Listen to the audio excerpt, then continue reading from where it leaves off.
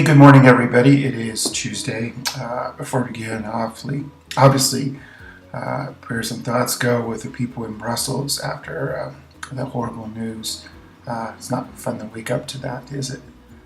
But we keep that in our prayer. There's people in our prayer, and the end of violence in our prayers. So today our gospel is John 13, verses 21 through 33, and then 36 through 38. If you look at the scene, it's deliberately given to us this way. A little bit finagling, but you see the first part talks about Judas's betrayal.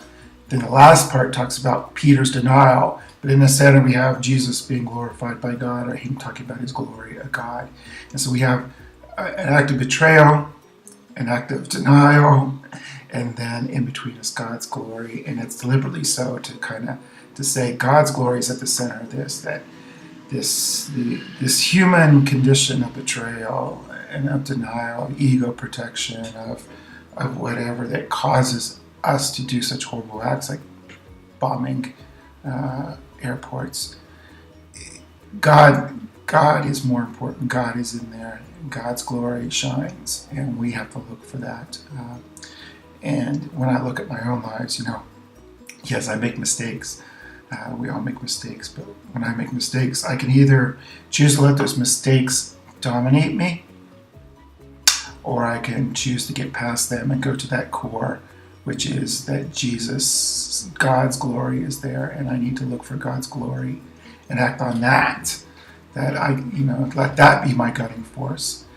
Yes, I sin, I acknowledge that, and then I move past that because God's forgiveness is greater. And I think we also have to see that in the world around here. We can see, if we get caught up, in all the evil that's being done, it depresses us, it keeps us from living. But if we work towards God's glory, we can go a long way to eliminating that evil, not in the world, but in our own lives.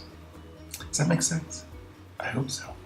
So keep that glory at the core of our being, and let's move forward there to our Easter. Okay?